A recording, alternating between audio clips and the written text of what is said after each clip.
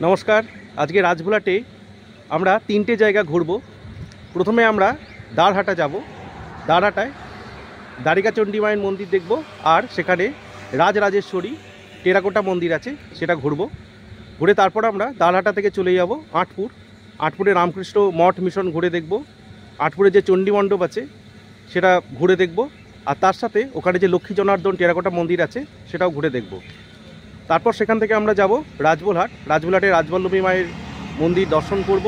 এই মন্দিরের যাবতীয় তথ্য, ভোগ প্রসাদের কী সময়, কত খরচ, সমস্ত তথ্য আপনাদের এই ভিডিওতে দিয়ে দেবো। এই রাজভোলহাট ঘুরতে হলে আপনারা যারা ট্রেনে করে আসবেন আপনাদের হাওড়া থেকে হরিপাল ট্রেনে আসতে হবে। হরিপাল থেকে গাড়ি বুক করে এই জায়গাগুলো ঘুরতে পারে।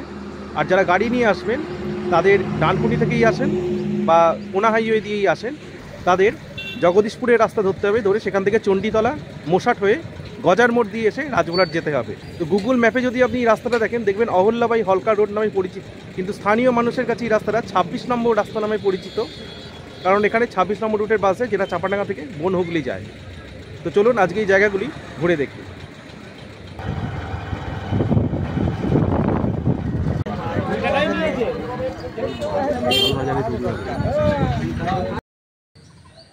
আমরা এসে গেছি দাইহাটা দ্বারিকা চণ্ডী মাতার মন্দিরে। খুব সুন্দর পরিবেশ, বাইরে একটা শিব মন্দির আছে আর এটি হলো মূল গেট দ্বারিকা চণ্ডী মন্দিরের। তো এই মন্দিরটি দারহাটায় অবস্থিত।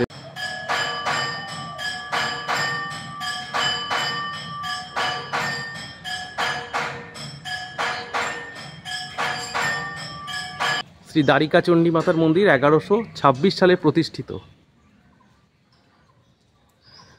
আর এই দ্বারিকা চণ্ডী মাতার নামেই এই জায়গার নাম দারহাটা।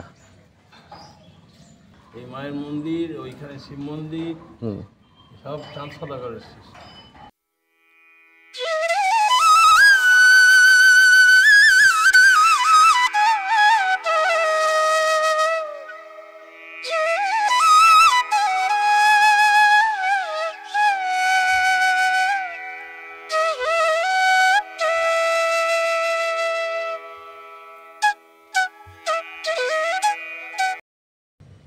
রাজরাজেশ্বর মন্দির টেরাকোটার অসাধারণ কাজ, বেশিরভাগই নষ্ট হয়ে গেছে। আমি কাছ থেকে গিয়ে দেখাচ্ছি টেরাকোটার কাজগুলো।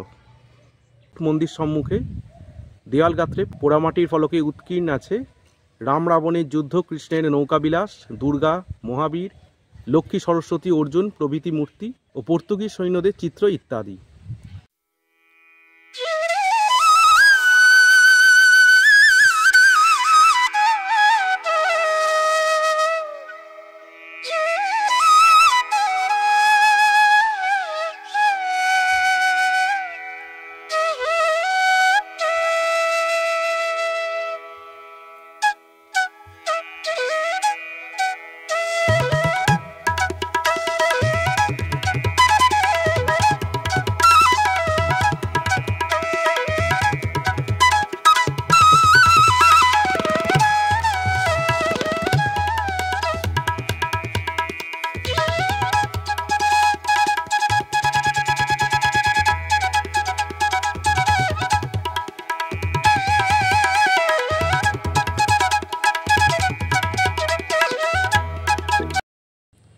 তো এই দারহাটার রাজরাজেশ্বর মন্দিরে আসার বেশিরভাগ রাস্তাই অত্যন্ত সংকীর্ণ।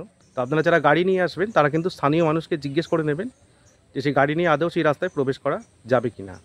বাইকে কিন্তু সবথেকে বেস্ট এই জায়গাটি ঘুরতে আসার জন্য। তো এবার আমরা এখান থেকে চলে যাব আটপুরে।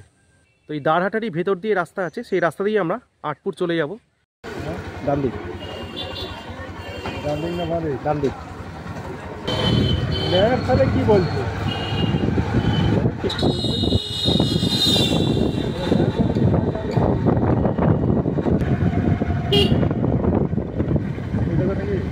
ডান দিকে ঢোক, ডান দিকে রাস্তা দিয়ে ঢোক, এই গাড়িটাই যাচ্ছে।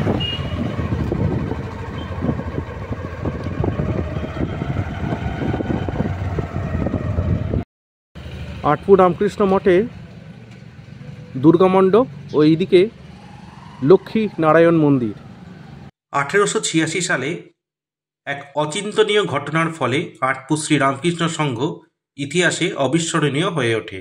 সন্ধ্যার পর বাইরে ধুনি জ্বালাইয়া শ্রী রামকৃষ্ণদেবের সন্তানবৃন্দ ধ্যানে মগ্ন হলেন। ধ্যানান্তে যখন ঈশ্বর আলোচনা চলছে সেই সময় নরেন্দ্রনাথ যীশুখ্রিস্টের অপূর্ব জীবন কথা এবং তাহার ত্যাগী শিষ্যদের কঠোর শ্রম ও আত্মত্যাগের কথা বললেন। এই দিব্য কথার প্রভাবে গুরুভ্রাতারা অগ্নিশিখাকে সাক্ষী করে সংকল্প করেন তাহারা সংসার ত্যাগ করিবেন। এই আঁটপুরের শ্রীরামকৃষ্ণ মঠ ধন্য হয়েছে স্বয়ং যুগাবতার শ্রীরামকৃষ্ণদেবের পাদস্পর্শে। শ্রীমা সারদা দেবী অন্তত দুবার এখানে এসেছেন, 1889 সালে এবং 1894 সালে দুর্গাপূজার সময়। স্বামী বিবেকানন্দ অন্তত 3 বার এখানে এসেছেন, 1886, 1887 এবং 1889 সালে। আঁটপুরে শ্রী শ্রী রাধাগোবিন্দ জিউর মন্দির জমিদার কৃষ্ণরাম মিত্র 1708 খ্রিস্টাব্দে প্রতিষ্ঠিত করেন। মন্দিরের গায়ের দেবদেবীর মূর্তি ও অন্যান্য ঐতিহাসিক মূর্তিগুলি অতি নিপুণ দক্ষতার সাথে খোদিত করা আছে। আঁটপুরের এই রাধাগোবিন্দ মন্দিরের ভেতর আছে 108টি পদ্মফুল, যার প্রত্যেকটি বিভিন্ন আকৃতির।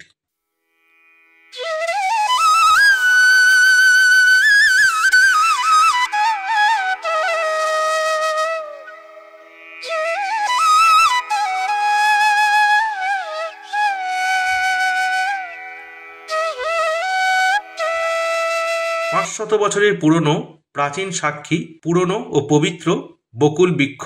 এই শ্রী শ্রী রাধাগোবিন্দ জিউর মন্দিরের উত্তর দিকে আছে খড়ের ছাউনির চণ্ডীমণ্ডপ, যা দারু শিল্পকলার এক চমকপ্রদ নিদর্শন। 300 বছরের পুরনো এবং কাঁঠাল কাঠ দ্বারা প্রস্তুত কৃষ্ণরাম মিত্রের পিতামহ সাধক কন্দর্প মিত্র এই চণ্ডীমণ্ডপে তার গুরুদেবের সহিত মহামায়ার পুজো করেছিলেন। বর্তমানে এই চণ্ডীমণ্ডপে দুর্গাপুজো হয় ও কালী পুজো হয়। আঁটপুরে এই রাধাগোবিন্দ জিউর মন্দির ছাড়াও আছে 5টি শিবের মন্দির ও একটি রাসমঞ্চ।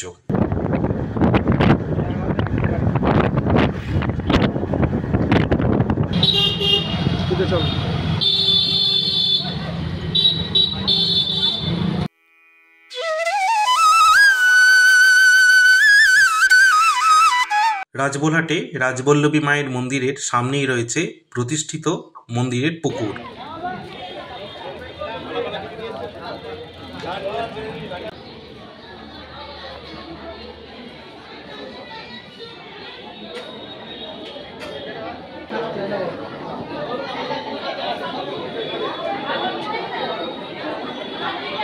রাজবল্লভী মায়ের মূর্তিতে দেখা যায় দেবীর বাম পা রয়েছে বিরূপাক্ষ মহাদেবের মাথায় এবং ডান পা রয়েছে মহাকাল ভৈরবের উপর।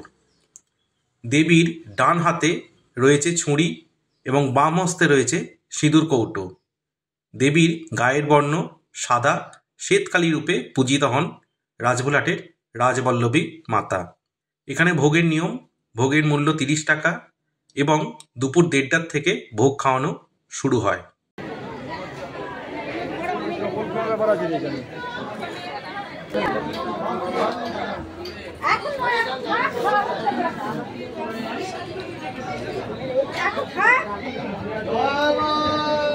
ছবি লাগবে না তো? আচ্ছা